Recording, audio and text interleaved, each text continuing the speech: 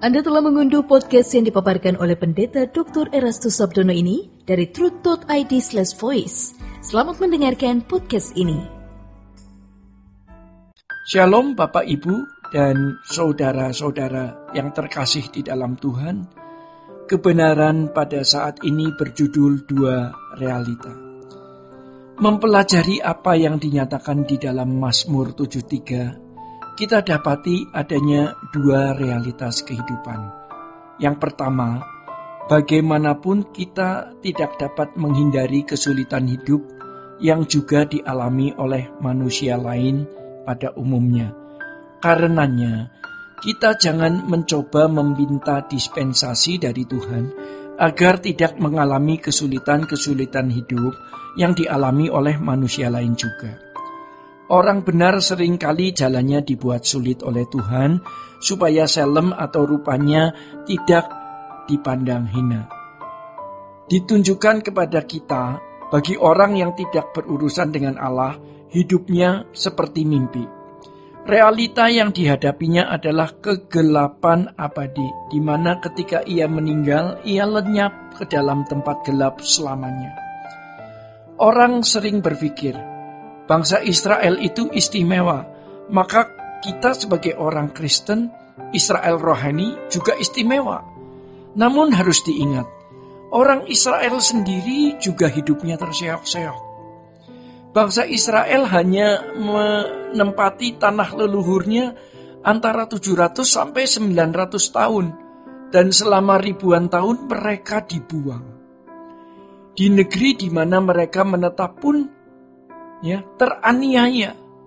Puncaknya pada waktu Perang Dunia Kedua, 6 juta orang Yahudi dibantai.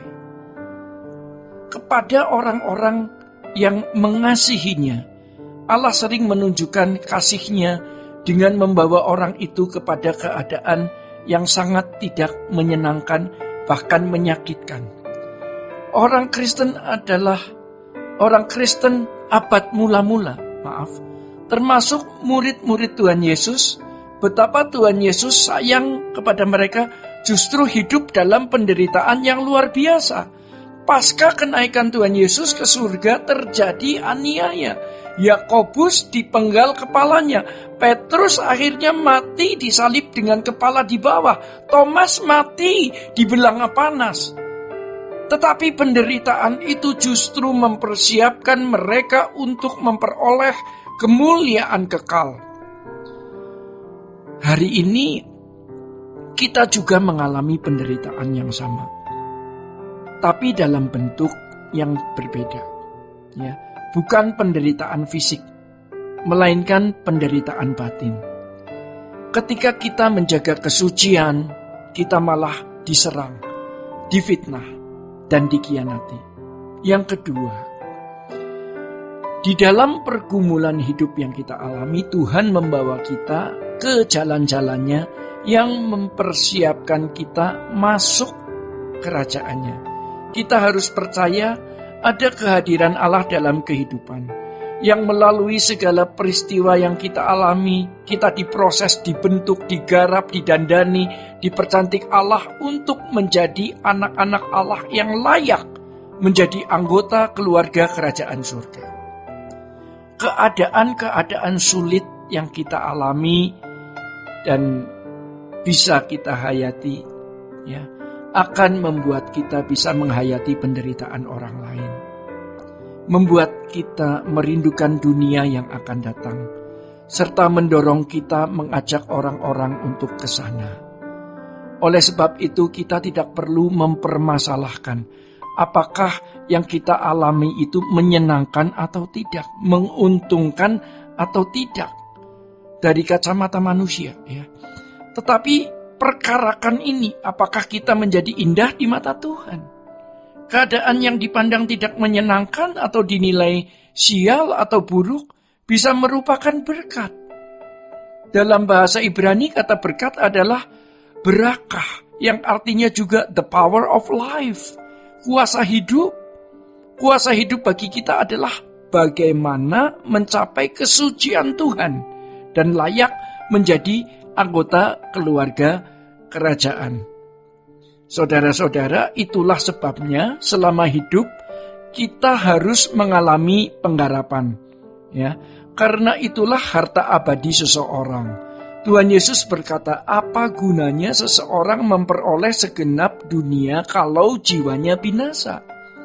Keadaan sulit yang dihadapi oleh kekasih Allah adalah usaha Allah untuk mempercantik mereka, agar mereka layak menjadi anak-anak Allah, guna menjadi mempelai bagi Kristus.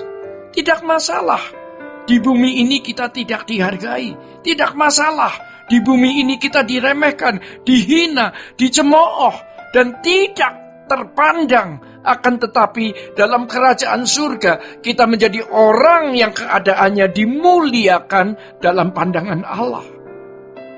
Jadi kalau kita diperkenan Tuhan untuk menderita, terimalah itu sebagai realitas dan berkat.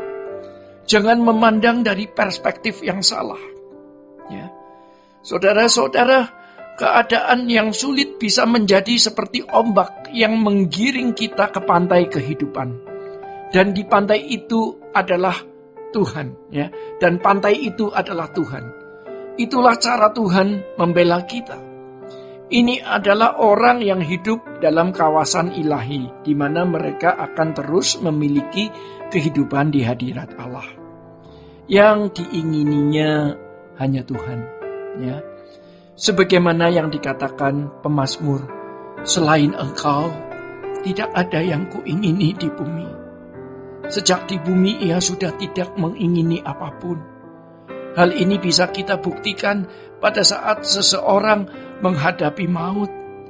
Apakah selama hidupnya ia sudah tidak mengingini apapun selain Tuhan, atau masih sibuk menggenggam dunia? Ada orang yang sedang berada di ujung kematian, seperti menggapai-gapai sesuatu untuk pegangan. Dia tidak bisa berpegang ke Tuhan karena tangannya banyak parang. Sebaliknya, ada orang yang begitu tenang karena tahu ada malaikat Tuhan yang menjemputnya. Sebab selama hidup, ia sudah mengosongkan diri. Saudara-saudara, inilah kebenaran saat ini. Tuhan Yesus memberkati. Sola Gracia. Untuk berlangganan renungan harian dalam bentuk cetak, silakan hubungi Truth Literatur di nomor telepon 0878 7870 7000. Untuk mendapatkan CD khotbah, MP3 renungan Truth, dan CD album lagu produksi Sola Gracia, Anda dapat menghubungi di hari dan jam kerja di nomor telepon 021 638 60953. Tuhan Yesus memberkati. Sola Gracia.